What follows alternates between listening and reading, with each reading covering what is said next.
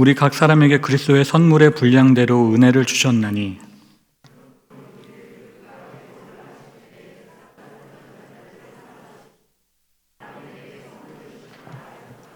올라가셨다 하였은즉 땅 아래 낮은 곳으로 내리셨던 것이 아니면 무엇이냐? 내리셨던 그가 곧 모든 하늘 위에 오르신 자니 이는 만물을 충만하게 하려 하심이라. 그가 어떤 사람은 사도로, 어떤 사람은 선지자로, 어떤 사람은 복음 전하는 자로, 어떤 사람은 목사와 교사로 삼으셨으니 이는 성도를 온전하게 하여 봉사의 일을 하게 하며 그리스도의 몸을 세우려 하심이라. 우리가 다 하나님의 아들을 믿는 것과 아는 일에 하나가 되어 온전한 사람을 이루어 그리스도의 장성한 분량이 충만한 데까지 이르리니 이는 우리가 이제부터 어린아이가 되지 아니하여 사람의 속임수와 간사한 유혹에 빠져 온갖 교훈의 풍조에 밀려 요동하지 않게 하려 함이라. 오직 사랑 안에서 참된 것을 하여 범사에 그에게까지 자랄지라. 그는 머리니 곧 그리스도라. 그에게서 온몸이 각 마디를 통하여 도움을 받음으로 연결되고 결합되어 각 지체의 분량대로 역사하여 그 몸을 자라게 하며 사랑 안에서 스스로 세우느니라. 아멘. 오늘 기도회는 출발 바이블 종강 기도회로 드려집니다. 그래서 평소와 다른 순서들이 몇 가지 있었는데요. 그 점 이해해 주시기 바랍니다. 오늘 우리가 읽었던 그 본문을 보면 하나의 이미지가 그려지는 것을 볼 수 있습니다. 한 생명체가 자라고 있는 그러한 모습이죠. 다음과 같은 구절들을 통하여 우리는 그 부분을 확인해 볼 수 있습니다. 12절에 세우려 하심이라, 13절에 충만한 데까지 이르리니, 15절에 자랄지라, 그리고 16절에 자라게 하며 그리고 세우느니라입니다. 이 구절들이 의미하는 바는 이렇습니다. 우리가 예수님 안에서 조금씩 자라고 있다라고 하는 것이죠. 성장하고 있다라고 하는 겁니다. 그렇다면 성장의 목표가 무엇이겠습니까? 15절 말씀은 그에 대하여 이렇게 설명합니다. 그에게까지 자랄지라. 그는 머리니 곧 그리스도라. 뭐라고 하는 것이죠? 자람의 목표가 그리스도다. 주님을 닮아가는 것이다. 그렇게 설명하고 있는 겁니다. 다른 말로 해서 하나님 형상으로서의 회복입니다. 사랑하는 여러분, 우리 모두는 하나님 형상으로서 지음받은 그러한 존재입니다. 그러나 죄로 인해 그 형상이 깨지고 말았죠. 그런데 예수 믿고 나서 그 형상이 다시 회복되어진 겁니다. 그래서 인생의 목표를 뭐라고 이야기하냐면 재물을 쌓아두고 사는 게 아니라 예수님을 닮아가는 것이다. 그렇게 이야기하는 겁니다. 그러기 위해서 우리가 지금 교회 와서 훈련받고 그러한 시간들을 보내는 것이죠. 예수님은 마태복음 5장에서 말씀하시기를 우리 보고 세상의 소금과 빛이다. 그렇게 말씀하신 바 있습니다. 앞으로 우리가 소금과 빛이 될 것이다. 그렇게 설명하신 게 아니고요. 이미 소금과 빛이 되었다. 그렇게 말씀하셨습니다. 그러면 어디에 소금과 빛일까요? 세상의 소금과 빛이겠죠. 교회 안에서의 소금과 빛이 아닙니다. 교회를 떠나 그 세상 가운데서의 소금과 빛. 그렇다라고 한다면 우리는 어디에서 살아가야 되겠습니까? 교회가 아니라 세상으로 나아가 살아가야 되겠죠. 그런데 어떤 분들은 세상으로 가지 아니하고 교회 안에서만 나는 소금이다, 빛이다 그렇게 이야기하는 사람들이 있다라고 하는 겁니다. 그리고 정작 세상에 나아가서는 교회 다니는 티를 전혀 내지 아니하는 것이죠. 예수 믿는 티를 내지 아니하는 겁니다. 그러면 안 된다라고 하는 그러한 것이겠죠. 예수 믿는다고 하는 말은요, 교회가 아니라 교회를 떠난 세상 밖에서도 통용되어야 되는 그러한 말입니다. 그러기 위해서는 일단 우리의 못난 인격이 변화되어야 됩니다. 작년의 인격하고 올해의 인격이 달라져야 됩니다. 그리고 올해의 인격하고 또 내년의 인격이 달라져야 돼요. 그 인격이 가장 먼저 나타나는 곳이 어디냐면 바로 말이죠. 그 말을 보면 그 사람을 안다라고 합니다. 그리고 나서 나타나는 곳이 어디냐면 바로 그 사람의 생각입니다. 사랑하는 여러분, 우리는 예수님처럼 생각해야 되는데 그러면 누구의 생각에 대해서 알아야 되겠습니까? 예수님의 생각에 대해서 알아야겠죠? 그러면 이 예수님의 생각은 어떻게 해야 알 수 있겠습니까? 그분이 뭐라고 하셨는지 그 말씀을 보면 그분의 생각을 알게 되어지는 겁니다. 다시 말해 성경을 배우는 거죠. 양육받는 겁니다. 이 양육받는다라는 말을 기분 나쁘게 말하면 공부하는 것이죠. 우리 성도님들 가운데 얼마나 많은 분들이 공부하는 걸 좋아하시는지 모르겠지만 아마 많은 분들이 공부하는 것을 버거워하지 않을까라는 생각을 해봅니다. 출발 바이블 여행하면서 본 모습들이 그래요. 공부라 그러면 진절머리 내시는 분들, 출발 바이블 여행 신청해 주세요. 그러면 너무 힘들어하시는 분들이 계셨습니다. 그런데 이 사실 공부라고 하는 것이 그렇게 까다로운 것이 아니다라고 하는 것이죠. 왜냐하면 우리가 살아가는 삶 자체가 공부이기 때문입니다. 내가 살아가면서 지금 뭔가를 경험하고 있으면 나는 지금 그 현장에서 공부를 하고 있는 겁니다. 제가 만약에 어떠한 사람을 만난다라고 한다면 그 만남 자체도 공부입니다. 왜냐하면 그 사람과의 만남 속에서 저는 무언가를 배우고 있기 때문이죠. 그래서 우리가 교회 안에서 공부하는 것을 그렇게 까다롭게 어렵게 생각하지 말자라는 것이죠. 우리는 교회 안에서 성경 공부를 하고 있습니다. 그러면 왜 이 성경 공부가 필요한 것일까요? 그에 대하여 에베소서 5장 8절은 이렇게 이야기합니다. 너희가 전에는 어둠이더니 이제는 주 안에서 빛이라. 빛의 자녀들처럼 행하라. 여기에는 바울이 즐겨 사용하는 표현이 나옵니다. 그 표현이 뭐냐면 너희가 전에는 이랬어. 그런데 이제는 이렇게 되었다라고 하는 표현이에요. 이걸 어디서 볼 수 있냐면 빌레몬서 1장 11절에서도 볼 수 있습니다. 빌레몬서 1장 11절의 말씀을 다 함께 읽어보도록 하겠습니다. 시작. 그가 전에는 내게 무익하였으나 이제는 나와 내게 유익함으로. 아멘. 무슨 말입니까? 오네시모가 전에는 무익한 사람이었다라고 하는 겁니다. 그런데 이제는 유익한 사람이 되었다라고 하는 것이죠. 바울은 에베소서 5장 8절에서 이야기하기를 분명히 우리의 모습은 어둠이었다 그렇게 이야기했습니다. 그런데 이제는 뭐라 그래요? 빛이 되었다라고 그러죠. 어둠인 사람들이 빛이 된 것입니다. 그렇기 때문에 빛이 된 너희들은 앞으로 빛의 자녀들처럼 행해야 된다라고 하는 그러한 이야기를 하고 있다는 것이죠. 이게 뭘 의미하냐면 빛의 자녀들처럼 행하는 것, 이것이 뭘 의미하냐면 이전에 내가 살았던 방식 그리고 내가 생각한 방식대로 살아가는 것이 아닙니다. 빛의 자녀들이 살아가는 그러한 삶의 방식들이 따로 있다라고 하는 것이에요. 우리는 상당히 많은 시간 동안 어둠의 방식 따라 살아왔습니다. 자녀를 대하는 태도가 그랬고 배우자를 대하는 태도가 그랬어요. 그리고 돈을 대하는 태도가 그랬고 직업을 대하는 태도가 그랬습니다. 그런데 빛의 자녀가 된 그 이후부터는 무언가 달라져야 된다라고 하는 그런 말입니다. 빛의 자녀로서의 행함이 있어야 된다는 것이죠. 만약에 이걸 모르고 살아가는 사람들이 있다면 그 사람들에게 이렇게 이야기해 줘야 되겠죠. 빛의 자녀들이 살아가는 그 방식을 배워라. 공부해라. 양육받아라. 그러면 이건 누구에게 배울 수 있는 거겠습니까? 먼저는 예수님에게 배울 수 있는 거겠습니다. 예수님은 말씀하시기를 자기에게 먼저 배워라 그렇게 이야기하셨어요. 주님의 말씀입니다. 나는 마음이 온유하고 겸손하니 나의 멍에를 베고 내게 배우라. 주님은 먼저 자기에게 배우라 그렇게 우리에게 말씀하셨습니다. 여기서 배운다라고 하는 건요, 예수님에게서 무언가를 받아간다라고 하는 것입니다. 예수님이 하셨던 그 말씀 속에서 무언가를 배워간다라고 하는 것이에요. 사도행전 2장에 보면 모든 교회의 표본이 되는, 모든 교회의 모델이 되는 그러한 교회, 즉 초대교회의 모습이 나오는데요, 그 교회들이 누구의 가르침을 받았냐면 사도들의 가르침을 받았다, 성경은 그렇게 이야기합니다. 이걸 우리말로 바꾸면 사도들의 가르침은 교역자들의 가르침입니다.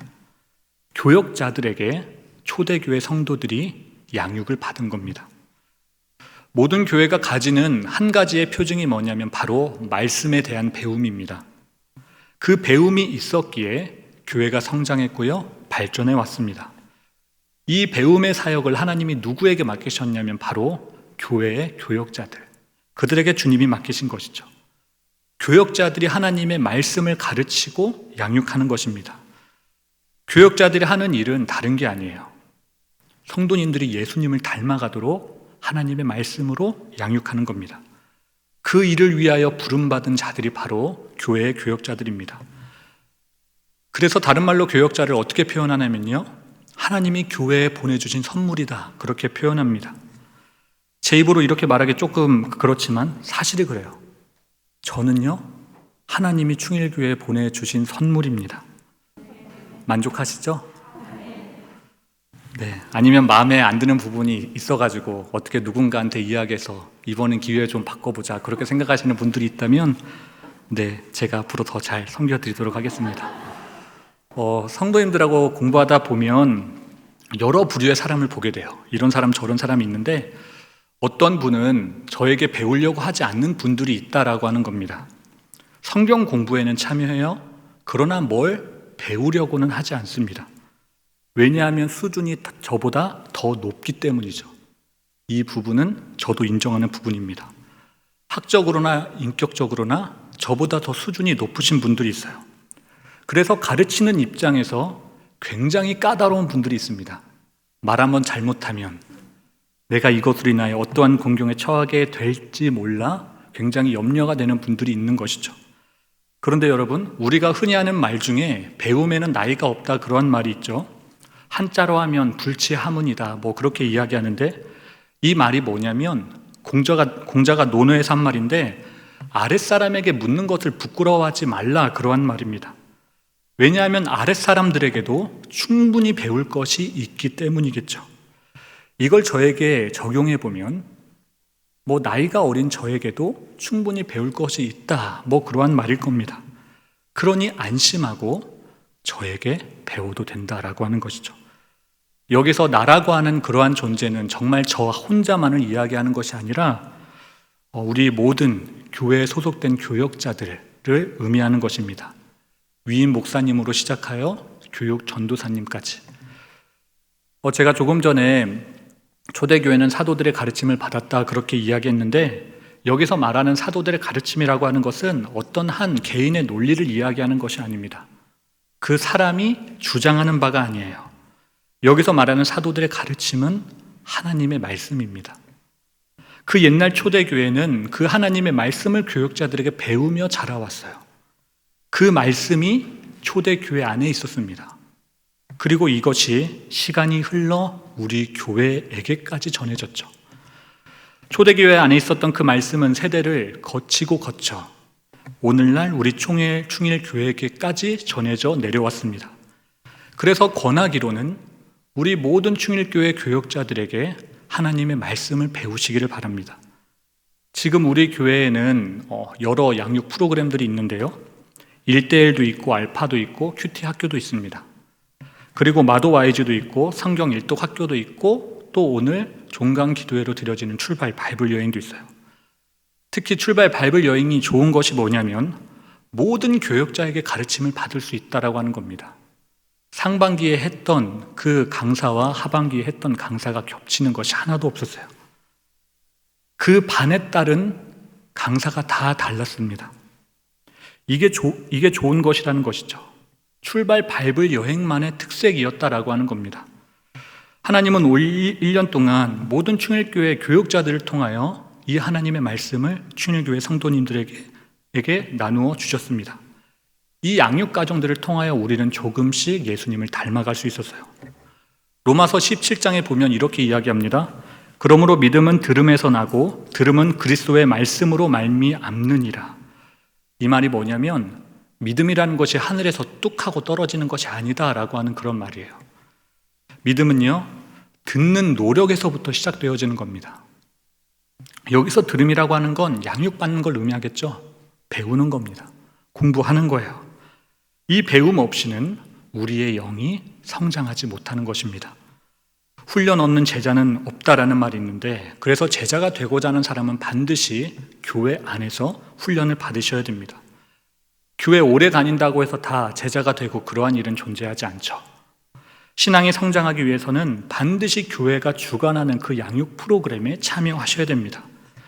이에 대해 위대한 종교개혁자 칼빈은 뭐라고 이야기했냐면 교회는 신자의 훈련소다 그렇게 이야기했습니다. 다시 말해 교회는 놀러 다니는 곳이 아니다라고 하는 것이죠. 교회는 훈련받는 곳이라는 겁니다. 강아지 데리고 산책하는 곳, 뭐 그러한 곳이 아니다라는 거예요. 그래서 교회에 왔으면 뭘 해야 되냐면 훈련 받으셔야 되는 겁니다. 훈련 받은 다음에 파송 받는 거예요. 파송 먼저 받고 훈련 받는 거, 그러한 일은 없습니다. 훈련 먼저 받으신 다음에 세상으로 파송 받으십시오. 누군가 양육 프로그램에 참여하라 그러면 아무리 바빠도 그래서 참여하겠다 그렇게 신청하시기 바랍니다. 배울 수 있는 자리가 있으면 무조건 신청하십시오. 할 일도 많고 하고 싶은 일도 많은 세상. 그러나 이 배움의 기회를 놓치는 그러한 어리석음이 없으시기를 바랍니다. 말씀 앞에 자기 자신을 노출시키는 그러한 시간들이 1분, 10분, 1시간 이렇게 늘어가셨으면 좋겠어요. 지금은 큐티 학교하고 1:1 제자 양육 과정을 모집하고 있습니다. 아직 큐티 학교에 지원하신 분이 한 분도 없습니다. 네, 지원해 주시고 참여해 주시기를 바랍니다. 혹시 저에게 배워야 되겠다 하는 그러한 분들이 계시면 1:1 양육자반을 신청하시면 저에게 배우실 수 있습니다. 나는 이미 1:1 양육자반을 했어, 아쉬워. 그러한 분도 신청하시면 배울 수 있는 은혜가 있을 줄로 믿습니다. 거기에서 하나님 말씀을 함께 나누고 배웠으면 좋겠습니다. 이 배운다, 이 양육이라고 하는 것에는 순서가 있다라고 하죠. 예수님이 공생의 사역 동안 하신 그 일들을 가전고라고 표현하는데요. 이것을 조금 길게 풀이하면 가르치고 전하고 고치셨다라는 말이 됩니다. 그 중에 하신 첫 번째 일이 뭐냐면 가르친 거예요. 예수님은 가르친 것부터 하셨습니다. 그래서 교회가 해야 될 그 첫 번째 일이 뭐겠어요? 가르치는 것이겠죠. 교회는 가르치는 것에서부터 시작되어져야 합니다. 무턱대고 나가서 전도하라 그렇게 말하면 안 돼요. 가르치기부터 시작해야 돼요. 전도를 어떻게 해야 되는지, 기도를 어떻게 해야 되는지. 이게 성도 입장으로 보면 무엇이겠습니까? 배우는 것이죠. 저희 입장에서는 가르치는 것이지만 성도님들 입장에서는 배우는 것입니다. 그래서 성도는 무엇부터 해야 되냐면 배우는 것부터 하셔야 된다라고 하는 겁니다. 예수님이 병든 자를 고치고 이렇게 말씀하셨어요. 삼가 아무에게도 알리지 말라. 왜 이런 이야기를 하셨을까요? 순서가 있기 때문이겠죠. 어떤 사람이 기분 좋아가지고 막 동네방네 가서 오늘 있었던 일을 사람들에게 알렸다라고 합니다. 그런데 예수님은 그러지 말라는 거예요. 너 기분 좋다고 배우지도 않고 가서 알리지 말아라. 왜냐하면 순서가 있는 겁니다. 배우고 나서 전하는 거예요. 물론 그 사람이 말하는 걸 좋아하기 때문에 그거를 뜯어 말릴 수는 없지만 그 모습이 예수님이 바라는 원래의 모습은 아닐 겁니다. 예수님의 말씀은 배우기부터 하라. 그 말씀입니다.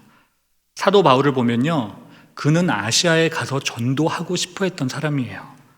그런데 그걸 누가 막냐면 성령님이 막으시죠. 그래서 그가 어떻게 합니까? 성령님이 막으시니까 아시아에 안 가버려요. 짜증나고 삐져서가 아닙니다. 그냥 성령님이 막으시니까 자기 힘으로 갈 수 있어도 가지 않은 겁니다. 이게 배운 사람의 태도예요. 우리가 배운 사람 그렇게 이야기하지만 정말 배운 사람은 바로 이 바울입니다. 우리는 이 부분에서 깊게 생각해야 될 포인트가 있어요. 그게 뭐냐면 전도가 나쁜 일입니까? 전도하면 안 되나요? 전도는 좋은 일이죠. 그런데 왜 성령님이 이 전도를 막으셨을까요? 그 좋은 걸 다른 사람도 아니고 왜 성령님이 막으셨냐라는 겁니다. 그리고 또 바울은 그게 대수라고 막혔다고 왜 아시아에 가지 않죠? 나쁜 일이 아니잖아요. 기분 좋은 일이잖아요. 예수님이 원하시는 일 중에 가장 기뻐하는 일이, 가장 좋아하는 일이 이 전도 아니겠습니까? 그렇다면 성령님이 조금 막아도 가야죠. 어떻게 해서든 가서 아시아를 복음화 시켰어야죠. 그런데 왜 안 갔느냐라고 하는 겁니다. 바울은 예수님 믿고 배우면서 뭔가를 깨달았던 겁니다. 그 깨달음이 뭐였냐면 자기 생각에 좋은 게 다 좋은 것이 아니다라고 하는 거예요. 그렇다면 좋은 게 무엇이겠습니까? 하나님의 말씀대로 하는 게 좋은 것이죠. 하나님이 지시하신 대로 하는 게 좋은 것입니다. 혹시 이런 생각 해보셨습니까? 성전을 짓는 게 좋을까요? 안 짓는 게 좋을까요? 이것을 이분법적으로 딱 잘라서 이야기하기 굉장히 민감한 부분이 있지만 만약에 저에게 물으신다면 저는 짓는 게 좋다. 안 짓는 것보단 짓는 게 좋지라고 이야기할 겁니다. 왜냐하면 선교지에 성전 짓는 것만큼 좋은 일이 어디 있습니까? 그러나 아무리 그렇다라고 해도 좋은 일이다. 그렇게 함부로 단정지어서는 안 된다라고 하는 겁니다. 왜냐하면 누구의 지시가 있었느냐에 따라 이 일이 좋은 일이 되기도 하고 나쁜 일이 되기도 하기 때문입니다. 만약에 제가 지시한 일이라고 한다면 이 성전 짓는 일은 나쁜 일이 되고 맙니다. 하나님은 다윗에게 이렇게 말씀하셨어요. 다윗아, 성전을 짓지 말아라. 그런데 다윗이 이 하나님의 말씀을 어기고 성전을 지으면 어떻게 되죠? 하나님 앞에 불순종하게 됩니다. 그런데 이상한 것이 성전 짓는 게 나쁜 일은 아니잖아요. 그래서 어떻게 보면 죄라고 하면 안 되잖아요. 그런데 죄가 된다라는 겁니다. 그리고 반대로 이런 경우도 있어요. 하나님이 다윗에게는 안 된다라고 한 일이 솔로몬에게는 솔로몬아, 성전을 좀 지을래? 그렇게 말씀하셨다는 거예요. 그런데 만약에 솔로몬이 그 하나님 말씀을 안 듣고 성전을 안 지어요. 그러면 또 그게 어떻게 되죠? 하나님 앞에 범죄한 것이 되죠. 그래서 이상하다라고 하는 거예요. 분명히 똑같은 일입니다. 똑같은 일인데 어떨 때는 하나님 앞에 선이 되고 또 어떨 때는 하나님 앞에 악이 되는 거예요. 그 기준이 뭐겠습니까? 하나님 말씀이죠. 하나님의 지시가 있었는가라고 하는 그것이 기준이다라는 겁니다. 내가 옳고 그런 게 아니에요. 내 기분 따라가 아닙니다. 하나님 말씀이 있었는가? 그것이 바로 선과 악에 있어서의 핵심입니다. 만약에 하나님 말씀이 없었다라고 하면요, 어떠한 일이든지 하면 안 돼요. 여러분, 하나님은 우리에게 오늘은 가고 내일은 가지 말라 그렇게 말씀하실 수 있습니다. 그리고 또 오늘은 가고 내일은 가지 말아라. 어제는 가도 된다고 했는데 오늘은 가지 말아라. 주님이 그렇게 말씀하실 수 있어요. 이게 참 헷갈리는 부분인데요. 내가 만약에 어제 말만 듣고 하나님은 어제 가지 말라고 했는데 어제 말만 듣고 그리고 오늘은 가도 된다고 했는데 오늘 안 가버리면 나는 하나님 앞에 범죄하게 된 일이 된다라는 겁니다. 오늘 금요 찬양팀이 아주 은혜로운 찬양을 앞에서 인도해 주었는데요. 내가 하고 싶다고 해서 이 찬양을 평생 할 수 있겠습니까? 하나님이 오늘 만약에 그만두고 내일부터 소년부 교사라 그러면 그때는 어떻게 하실 겁니까? 계속 고집 부리면서 마이크 붙잡고 키보드 붙잡고 드럼 붙잡고 그렇게 하실 건가요? 하나님이 그만두라 그러면 그만둬야겠죠. 반대로 교사하는 것도 마찬가지입니다. 나는 하나님 앞에 교사로 서원했어요. 그런데 하나님이 오늘부터 교사 그만두라 그래요. 그러면 미련 없이 그만두는 겁니다. 물론 제 입장에선 뼈 아프죠. 성도님 한 분이 교사 안 한다 그러면 하나님 음성이라고 그렇게 저를 속이지 않으셨으면 좋겠지만 만약에 누군가가 그렇게 이야기하면 그만두셔야 되는 거예요. 저 역시 마찬가지죠. 제가 지금은 충일교회 교역자로 사역하고 있기는 하지만 하나님이 어느 날 교회 그만둬라라고 하면 저는 그날 그만둬야 됩니다. 그리고 나서 하나님이 너 사역하지 말고 카페 차려라 라고 하면 저는 카페 차려야 돼요. 저는 기본적으로 커피를 싫어하는데요. 그래서 커피 내리는 일 역시 싫어하겠죠. 그러나 하나님이 커피 내리라고 하면 저는 내릴 겁니다. 왜 그렇습니까? 하나님이 그걸 원하시니까. 하나님이 원한다고 하니까 눈물을 머금고 커피 내리는 것이죠. 그래서 여러분, 만약에 어느 날 제가 교회 사임하고 커피 차리겠다 그러면 그러한 저의 모습을 응원해 주시기 바랍니다. 그리고 많이들 놀러와 주셨으면 좋겠어요. 그렇게 놀러와서는 하나님 말씀에 순종하느라 애쓴다고 그렇게 격려해 주셨으면 좋겠습니다. 앞치마 입고 있는 제 모습에 실망하지 마시고요. 더 맛있는 커피 내릴 수 있도록 기도해 주시기 바랍니다. 어제는 선교사 나간다고 했으면서 오늘은 커피 내린다 그러네. 그렇게 뒤에서 수군대지 마시고 하나님 뜻에 순종하는 믿음의 걸음이겠거니 그렇게 용기를 불어넣어 주시기를 바랍니다. 이러한 이야기는 저만의 이야기가 아닐 거예요. 우리 모두의 이야기일 겁니다. 우리 모두에게는 각자에게 주신 하나님의 말씀이 있습니다. 어제는 어제의 말씀이 있었고요. 오늘은 오늘의 말씀이 있습니다. 그래서 어제의 말씀과 오늘의 말씀이 다를 수가 있어요. 그 속에서 우리가 어떻게 행동해야 되는가? 다 다르게 반응해야 되겠죠? 때에 따라, 주신 말씀에 따라 다르게 순종해야 될 겁니다. 하나님, 어제는 이랬으면서 오늘은 왜 이렇게 하세요? 저는 어제 말만 따를래요. 그래서는 안 된다라고 하는 것입니다. 이해 가시죠?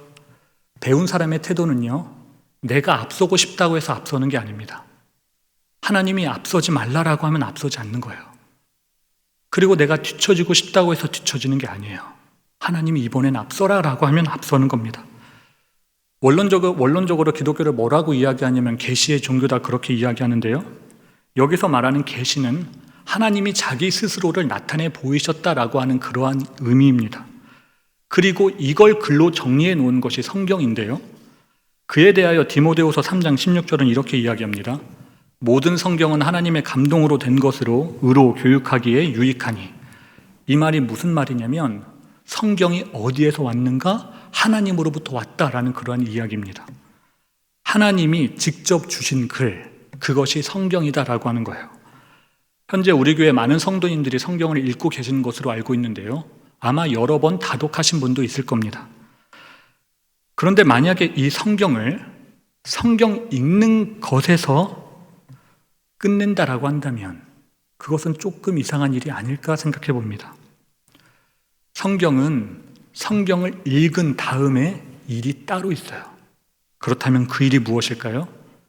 행함이라고 하는 그 다음 일이 있습니다. 성경을 읽었으면 그 다음에 행하셔야 돼요. 만약에 성경을 읽기만 하고 행함이라고 하는 그 다음으로 넘어가지 아니하면 어쩌면 안 읽은만 못해요. 성경을 제대로 읽은 것이 아닙니다. 반만 읽고 덮은 것이죠. 제가 왜 이런 이야기를 하냐면 성경을 읽기만 하고 행함으로 옮기지 않는 분들이 있기 때문입니다. 실천이 따르지 않는 분들. 우리가 성경을 왜 읽습니까? 누구에게 자랑하기 위함입니까? 성경에 내 이름 하나 올리기 위함인가요? 아닙니다. 배우고 확신한 그 일에 거하기 위함이죠. 읽은 대로 행하기 위함입니다. 믿음과 순종 사이에 있는 것이 바로 이 하나님의 말씀인데요. 그래서 순종은요, 무턱대고 하는 게 아니다라고 합니다. 순종은 어떻게 하는가? 하나님이 말씀하신 대로, 하나님이 지시하신 대로 하는 겁니다. 그래서 우리 가운데 꼭 짚고 넘어가야 될 것이 무엇이냐면 너덜거리는 성경이 아니라 성경을 가지고 살아가는 우리의 삶의 모습입니다. 행동이죠. 우리가 하는 인사 중에 예수님 닮았습니다라는 인사를 가끔 할 때가 있는데 매일 하지는 못해요. 가끔 할 때가 있는데 솔직히 닮기는 뭘 닮았습니까? 예수님을 닮은 구석이 어디 1%라도 있나요? 그런데 놀라운 게 뭐냐면 우리가 순종할 때 그 찰나의 순간이 예수님을 닮는다라는 거예요. 그 찰나의 순간에서 우리는 저 사람이 예수님을 닮은 모습을 발견하는 겁니다.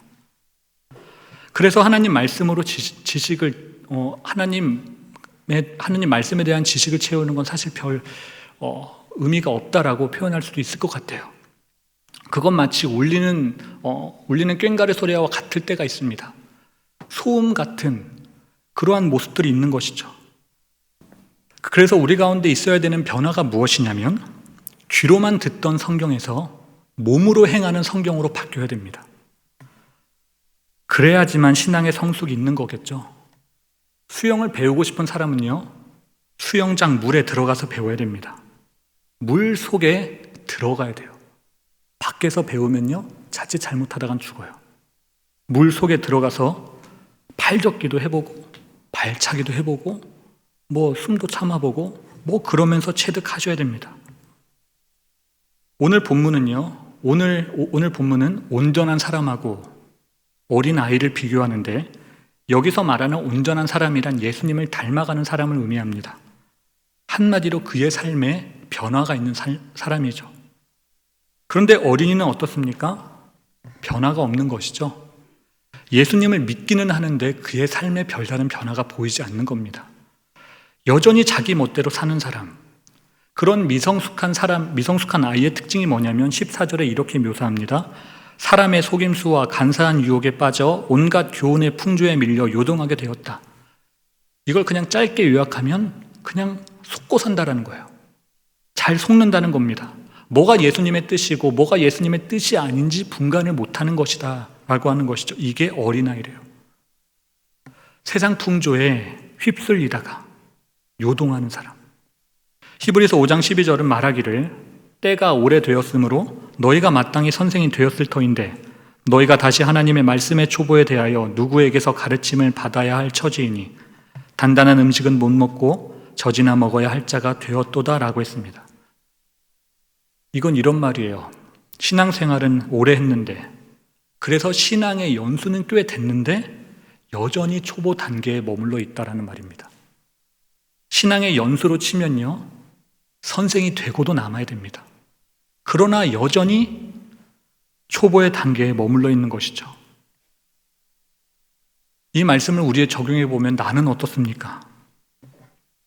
이 자리에 앉아 계신 성도님들은 어떠신가요? 오늘 오신 성도님들 중에 어떤 분들은 세례받은 지 10년이 넘으신 분들도 계실 겁니다. 그리고 또 어떤 분은 태어나기를 예수님 믿고 태어나신 분도 계실 거예요. 그렇다라고 한다면 장성한 분량에 이미 이르고도 남아야 되지 않겠습니까? 그런데 그러한 모습이 우리에게 있냐라는 것이죠. 장성한 분량이 나에게 있는가? 나는 신앙의 초보를 벗어났는가? 그래서 장성한 분량에 이르렀는가? 아니면 다람쥐 쳇바퀴 돌듯이 오늘도 아무런 변화 없이 같은 자리만 맴돌고 있는 것은 아닌지 반성해 보자는 것이죠. 우리 신앙이 성숙하려면, 성장하려면 말씀에 대한 배움이 있어야 됩니다. 그리고 배움에 대한 실천이 있어야 돼요. 세월 간다고 내 신앙이 저절로 자라고 그러한 일은 없습니다. 교회 다닌 지 10년 됐다고 해서 내 신앙이 10년짜리 되는 거 아니에요. 우리가 다녀와서 다 알잖아요. 안 되는 거. 헌법으로 따지면 교회 1년 다니면 세례 받을 자격이 없게 됩니다. 그리고 무음 세례교인 7년이면 장로 될 수 있는 자격을 얻어요. 그러나 그렇다고 해서 내가 장로로서의 신앙을 가졌는가? 그것은 별개의 문제다라고 하는 겁니다. 나는 다 자랐다, 나는 다 완성했다, 그렇게 이야기할 수 있는 분, 그렇게 자신 있게 고백할 수 있는 분 누가 있겠습니까? 이건 분명히 별개의 문제입니다. 우리 교회에 몇 개월 안 된 갓난 아기들이 있습니다. 그 아기가 어미 젖을 먹고 있는 건 이상한 일이 아니에요. 뒤에서 손가락질 할 일이 아닙니다. 지극히 정상이죠. 그러나 20살 된 청년이 여전히 엄마 젖 먹고 있다라고 한다면 그건 미치고 팔짝 뛸 노릇입니다. 뜯어 말려야 될 일이죠. 우리가 1살 먹는 거 그거는 아무런 노력 안 해도 됩니다. 그냥 가만히 있으면 나는 원하지 않는데 1살 먹어요. 그런데 속사람이 바뀌는 건요, 완전히 다른 차원의 이야기죠. 제가 하나님 말씀을 배우라 그렇게 이야기하기는 했지만 배운다고 해서 신앙이 성숙하지는 않습니다. 탁상 공론한다고 해서 신앙이 자라는 게 아니에요. 아무리 머리 싸매고 연구해 봐도요, 자라지 않는 사람은 안 자랍니다. 왜냐하면 그의 삶에 실천에 대한 몸부림이 없기 때문이죠. 배웠다라고 한다면, 그리고 배워서 신앙을 성숙하고 싶다라고 한다면 실천에 대한 몸부림이 있어야 됩니다. 이게 순서예요. 먼저 배우고 그 말씀대로 사는 거, 몸부림치는 거. 우리가 성숙하지 않은 이유는 듣기에 둔하기 때문입니다. 배우기에 둔하기 때문이에요. 그리고 다음은 실천하는 데 게으르기 때문이죠. 논어에 보면 학문은 여역 수행 주여서 부진 직퇴라고 하는데 이게 의미하는 바는 이렇습니다. 학문을 하는 건 배를 타고 물을 거슬러 올라가는 것과 같아서 앞으로 나가지 않으면 퇴보하게 된다, 뭐 그런 말입니다. 이걸 신앙생활에 적용해 보면 이렇게 돼요. 우리 가운데 배움에서 실천으로 나아가는 그 나아감이 없으면 신앙이 성숙하지 않는다라는 말입니다. 죽은 물고기의 특징은 무엇일까요? 죽은 물고기는 물살 치는 대로 흘러가는 것이 죽은 물고기입니다. 파도 치는 대로 흘러가는 거. 그러나 살아있는 물고기는 어떻습니까? 물살을 거슬러 올라가죠.